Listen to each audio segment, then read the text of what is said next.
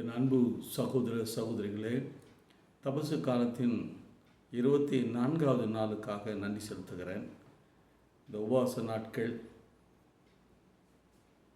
இந்த வருடம் 2025 24ஆம் தேதிக்கு வந்திருக்கிறோம். 24 நாட்களை கடந்து வந்திருக்கிற இந்த வேளையில் ஆண்டவர் உங்களோடு பேசி கொண்டிருக்கிறார். ஒவ்வொரு நாளும் பேசுகிறார். இன்றைக்கும் கூட ஆண்டவர் நம்மோடு பேசும்படியாக கொடுத்த வசனம் நீதிமொழிகளின் புஸ்தகம் 28ஆம் அதிகாரம் 13ஆம் வசனம். நீதிமொழியின் புஸ்தகம் 28ஆம் அதிகாரம் 13ஆம் வசனம்.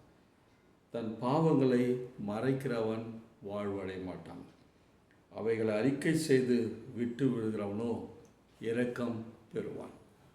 என் அன்பு சகோதர சகோதரர்களே, இந்த தியான வேளையில் என்னோடு இணைந்திருக்கிற உங்களை ஆண்டவர் சந்திக்கிறார், உங்களோடு பேசி கொண்டிருக்கிறார். நீங்கள் விசேஷித்தமானவர்கள், அவருடைய சாயலில் உருவாக்கப்பட்டவர்கள். உங்களை கொண்டு ஆண்டவர் பெரிய காரியங்களை உங்கள் குடும்பத்தில் செய்ய விரும்புகிறார். உங்களுடைய ஆலயத்தில் செய்ய விரும்புகிறார். இந்த சமூகம் உங்களை கொண்டு பெரிய காரியங்களை எதிர்பார்த்து காத்து கொண்டிருக்கிறது. இந்த தியான வேளையில் உங்களை ஆண்டவருக்கு ஒப்புக்கொள்ளுங்கள். சாலமோன் அழகாக தன் பாவங்களை மறைக்கிறவர்கள் பெருகி போனார்கள். பாவம் ஒரு மனுஷனை அலக்கழித்து கொண்டிருக்கிறது. இந்த பாவம் ஆண்டவருக்கு விருப்பமில்லாத காரியங்களை செய்வது தான், ஆண்டவர் மனநோகும்படியான காரியங்களை செய்வது தான், ஆண்டவருடைய கற்பனைகளையும் கட்டளைகளையும் நியாயப்பிரமாணத்துக்கு மீறி செய்கிற காரியங்கள், ஒவ்வொரு சின்ன சின்ன காரியங்கள் ஆண்டவரை துக்கப்படுத்துகிற காரியங்கள், அவைகள் உங்களுடைய உள்ளத்தில் மறைத்து வைத்திருக்கிறீர்கள்.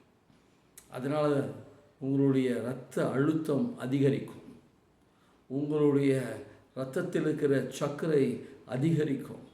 அதான் பிளட் ப்ரெஷரு, பிளட் சுகர் அதிகமாகிறது என்று சொல்கிறார். இந்த பாவம் ஒரு மனுஷனை தவறுகளையும் மீறுதலையும் மறைத்து அதற்கு ஆல்டர்னேட்டிவாக வேறு காரியங்களை சொல்லி இப்பொழுது டென்ஷனாக என்ன பேசுகிறோம், யார்கிட்ட பேசுகிறோன்னு தெரியாமலேயே இன்று வாழ்ந்து கொண்டிருக்கிறோம். ஆகவே தான் இந்த பாவத்தை மறைக்காதீங்கன்னு எழுதுகிறார். தன் பாவங்களை மறைக்கிறவன் வாழ்வடைய மாட்டான் என்று சொல்கிறார். அவன் சரீரம் கெட்டு போகிறது, சாப்பிட முடியாது, சாப்பிட்ட உணவு ஜீரணமாகாது, நீங்கள் நிம்மதியாக தூங்க முடியாது, தூக்கம் கெடுகிறது, பலவிதமான எண்ணங்கள் சிந்தனைகள் உங்களை அழுத்துகிறதுனால நீங்கள் நிம்மதியற்றவர்களாக இருக்கிறீர்கள். உன் வாழ்வில் நிம்மதி வேணும், சமாதானம் சந்தோஷம் வேணும், சுகம் வேணும் என்று சொன்னால் நீங்கள் ஆண்டவருக்கு உங்களை ஒப்புக்கொடுங்கள். உங்களுக்கும் ஆண்டவருக்கு இருக்கிற உறவை மறுபடியும் ஒரு விசை சீர்தூக்கி பார்த்து ஒப்புரவாக்குங்க. உன் பாவங்கள் மீறுதல்கள் இருக்குமானால் அதை மன்னிப்பு கேளுங்க. யார் இடத்துல போய் மன்னிப்பு கேட்கணுமோ அவங்க இடத்துல மன்னிப்பு கேட்டுங்க. ஆண்டவர் உங்கள் சரீரத்துக்கிற பலவீனங்களை மாற்றி நல்ல ஒரு ஆரோக்கியத்தை வைப்பார். ஏனென்றால் இங்கே வசனம் தெளிவாய் சொல்கிறது, தன் பாவங்களை மறைக்கிறவன் வாழ்வடைய மாட்டான், அதை அறிக்கை செய்து விட்டு விடுகிறவன் இரக்கம் பெறுவான். ஆண்டவருடைய கண்களை தயவு உண்டு. அவர் மனதுருக்கமுடைய தேவன், மனதிறங்குகின்ற ஒரு தேவன். 1 யோவானின் புஸ்தகம் 1ஆம் அதிகாரம் 6ஆம் வசனத்தில் நான் தேவனோடு ஐக்கியமாக இருக்கிறேன் என்று சொல்லியும் இருளிலே நடக்கிறவர்களாக இருந்தால் சத்தியத்தின்படி நாம் நடவாமல் பொய் சொல்கிறோன்னு எழுதுவார். இந்த மாம்சம் மேலோங்கி ஆவியானவரை துக்கப்படுத்துகிறது, ஆவிக்கேற்றபடி நடவாத தடுக்கிறது. இந்த மாம்ச இச்சைகள் பெருகுகிறதுனால நாம் ஆவிக்கேற்றபடி நடக்க தவறுகிறோம். கலாத்தியருக்கு எழுது நிருபம் அழகாக 5ஆம் அதிகாரம் 16-17 வசனங்களை பவுலடிகளை தெளிவாய் சொல்லுகிறார். மாம்சம் ஆவிக்கு விரோதமாகும், ஆவி மாம்சத்துக்கு விரோதமாகும், ஒன்றை ஒன்று இச்சிக்கிறது. மாம்சத்தின் நிமித்தமாய் உன் தவறுகளையும் மீறுதல்களையும் பாவங்கள் உணர்வுகளையும் பாவ சிந்தனைகளையும் மறைத்து மறைத்து உன் சரீரத்தை கெடுத்து கொண்டிருக்கிறாய். என் அன்பு சகோதரனே சகோதரியே, இந்த தியான வேளையில் ஆண்டவர் உன்னோடு பேசிக்கொள்ள கர்த்தருடைய நாமத்துக்கு ஸ்தோத்திரம். அவர் உன்னை ரட்சிக்கும்படி, உன்னை மீட்டெடுக்கும்படி, உன்னை சுகப்படுத்தும்படி அவர் விரும்புகிறார். தன் பாவங்களை மறைக்க அதை விட்டுடு. யோவான் எழுதின சுவிசேஷம் 5ஆம் அதிகாரத்தில் இயேசு அந்த பெதஸ்தா குளத்தண்டை போனார். 38 வருடமாய் வியாதியோடு இருக்கிற மனுஷனை கண்டு, நீ சுகமாக வேண்டும் என்று விரும்புகிறாயா? நீ வெகு நாளாய் வியாதியஸ்தனாய் இருக்கிறாய, சுகமாக வேண்டும் என்று விரும்புகிறாயா என்றார். உன் படுக்கையை எடுத்துக்கொண்டு நீ நடை என்று சொன்னார். உடனே அவன் சுகம் பெற்று போனான். அவனை மறுபடியும் ஒரு விசை இயேசு தேவாலயத்தில் பார்க்கிறார். யோவான் எழுதின சுவிசேஷம் 6ஆம் அதிகாரத்தில் அழகாக இதை யோவான் பதிவு பண்ணுறார். மறுபடியும் ஒரு விசை இயேசு அவனை தேவாலயத்தில் பார்த்த பொழுது அவர்கிட்ட சொல்கிறாரு, இனி நீ பாவம் செய்யாத, அதிக கேடு உண்டாக்காதபடிக்கு அப்படின்னு எழுதுகிறார். யோவான் 5ஆம் அதிகாரம் 14ஆம் வசனம். அதற்கு பின்பு இயேசு அவனை தேவாலயத்தில் பார்க்கிறார். இதோ நீ சொஸ்தமான நல்லதாக இருக்கிற, அதிக கேடு உண்டாகாதபடிக்கு உனக்கு வராதபடிக்கு நீ பாவம் செய்யாதே என்று சொல்ற. சுகம் பெற்றிருக்கிற, உனக்கு அதிக கேடு உண்டாகாதபடிக்கு உன்னை நீயே கெடுத்துருக்காத. உன் தவறுகள் மீறுதலை ஆண்டவர் சமூகத்தில் அறிக்கை செய்யுங்கள். அவர் மனம் முறுக்க முடிய தேவன். நம் தவறுகள் நம் மீறுதல்களை நாம் ஆண்டவருடைய சமூகத்தில் அறிக்கை செய்யணும். இந்த பாவம் உனக்குள் வளர வளர பாவத்தை மறைத்து மறைத்து தவறான வழியில் போக உன்னை வழிநடத்திவிடும். அப்படி தவறான வழியில் நீங்கள் போவீர்கள் சொன்னால் உனக்குள் இருக்கிற தேவ சாயலை இழந்து விடுவீர்கள். தேவ குணங்களை இழந்து விடுவீர்கள். எதற்கெத்தாலும் கோபம், எரிச்சல், புறங்குறுதல், பரிகாசமுறுதல், ஒருவரோடு ஒப்புரவாகாமல் ஒத்து போகாமல் விதண்டவாதங்களை செய்து வீணான பிரச்சனைகளுக்கு ஆளாகிவிடுங்க. ரோமர் நிருபம் 3ஆம் அதிகாரம் 23ஆம் வசனத்தில் எல்லோரும் பாவம் செய்து தேவ மகிமையற்றவர்களானார்கள் என்று எழுதுகிறார்.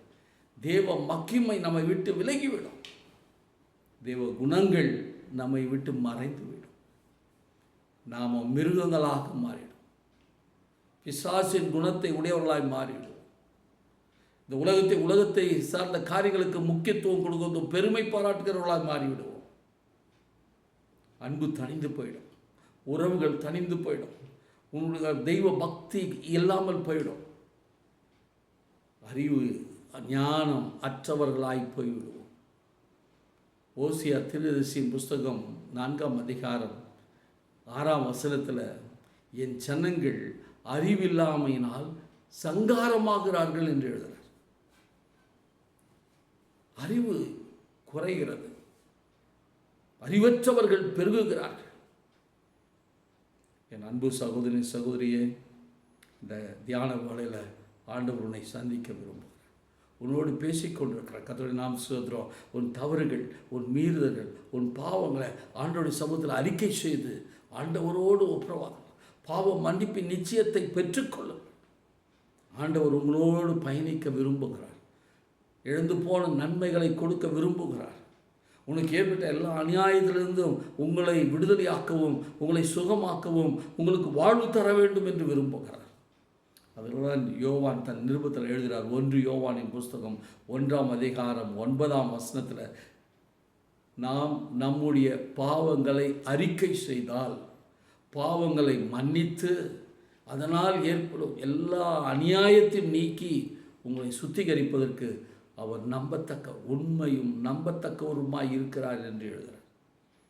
உனக்கு ஏற்பட்ட எல்லா அநியாயத்தையும் நீக்கி உங்களை சுகமாக்குவதற்கு, உங்கள் வியாதியிலிருந்து உங்களை விடுதலை ஆக்குவதற்கு, எல்லா விதமான நெருக்கத்திலிருந்து உங்களை விடுதலை ஆக்குவதற்கு, உங்களுக்கு ஏற்பட்டுகிற எல்லா பிரச்சனைகளிலிருந்து நீங்கள் மீண்டும் வெளியே வருவதற்கு என் ஆண்டவர் ஆக்கிய தேவன் உங்கள் மேல் கருசனை உள்ளவராயிருக்கிறார். அவரிடத்தில் உங்கள் பாவங்களை அறிக்கை செய்யுங்கள். பாவங்கள் மீறுதலை அறிக்கை செய்யுங்கள். அதை மறைத்து இவ்வளவு காலங்கள் இருந்தது போதும். அதனால் ஏற்பட்ட வியாதி, அதனால் ஏற்பட்ட குழப்பம், அதனால் ஏற்பட்ட பிரிவினைகள், அதனால் ஏற்பட்ட எல்லா விதமான இழப்புகள் நீங்கி இந்த தியான வேளையில் ஆண்டவர் உங்களை ஆசீர்வதிக்க விரும்புகிறார். உங்களை ஆண்டவருக்கு ஒப்புக்கொடுங்கள். தன் பாவங்களை மறைக்கிறவன் வாழ்வடைய மாட்டான்.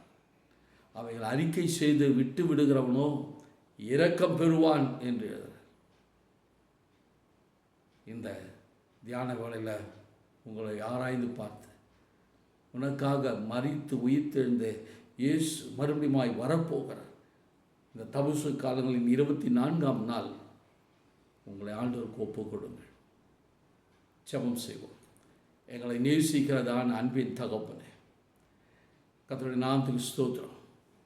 என்னோடு இணைந்திருக்கிற ஒவ்வொருவருக்காக செபிக்கிறையா, ஒவ்வொரு சகோதரனுக்காக செபிக்கிறேன், சகோதரிக்காக செபிக்கிறேன். இந்த தியானத்தை கேட்டுக்கொண்டிருக்கிற இந்த வேளையில் தானே உடைய பிள்ளைகளோடு பேசுவீராக, ஒரு கண்ணீரை துடைப்பீராக. அந்த உடைந்த உள்ளங்கள் தேற்றப்படட்டும். தன் தவறுகளையும் மீறுதல்களையும் உணர்ந்தவர்களாக அறிக்கை செய்து விட்டு விடுகிற என்ற ஒப்புரவாக உம்முடைய கண்களில் தயவு உண்டாகட்டும். இப்பொழுதும் இந்த என் ஜெப வேளையில் ஆண்டவரே என்னோடு இணைந்து ஜெபித்து கொண்டிருக்கிற வேளையில் ஆண்டவரே ஒவ்வொரு மீதும் உம்முடைய மகிமை இறங்கட்டும். ஒரு விசேஷமான ஒரு அபிஷேகத்தை உம்முடைய பிள்ளைகள் மேலே வைப்பீராக. அவர் மேலே இருக்கிற எல்லா விதமான சாப கட்டுகளிலிருந்து ஆண்டவரே எப்பொழுது நீர் விடுவிக்கும்படி உங்களுடைய நாமத்தினால செபிக்கிறோம்ப்பா. தயவாய் இறங்கும், மனதிறங்கும் சுவாமி.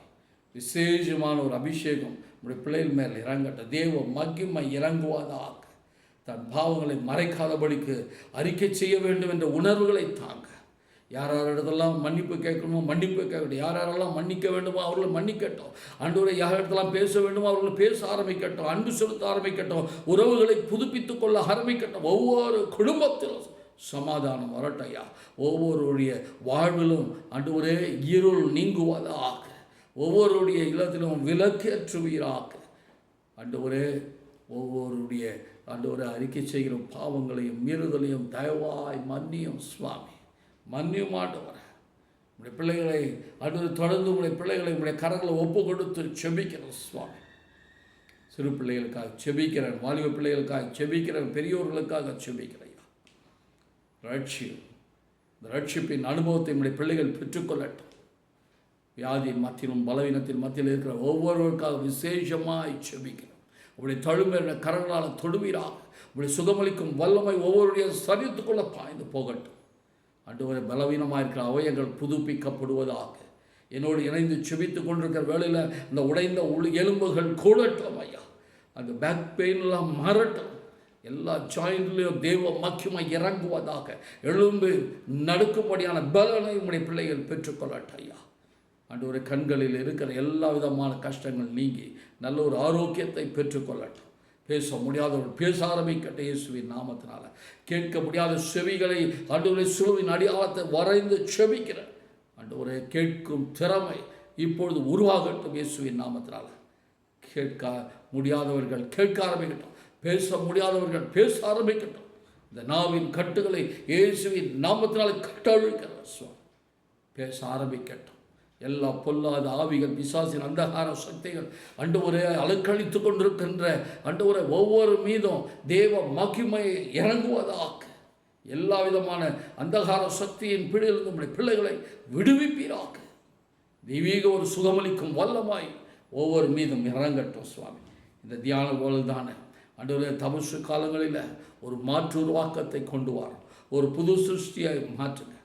பழையவெல்லாம் ஒழிந்து போகட்டும். வாழ்வில் புதிய காரியங்களை கண்டு உமக்கு நன்றி செலுத்துகிறவர்களாய் மாறட்டும். இயேசு கிறிஸ்து தான் நாமத்தினால் செவிர நல்ல பிதாவே. ஆமென், ஆமென். நமது ஆண்டவராகிய இயேசு கிறிஸ்துவினுடைய கிருபையும் பிதாவாகிய தேவனுடைய அன்பும் பரிசுத்த ஆவியானவருடைய அந்யோன்ய ஐக்கியமும் வழிநடத்தும் உடைய பிள்ளைகளோடு எப்பொழுதும் இருப்பதா. ஆமென்.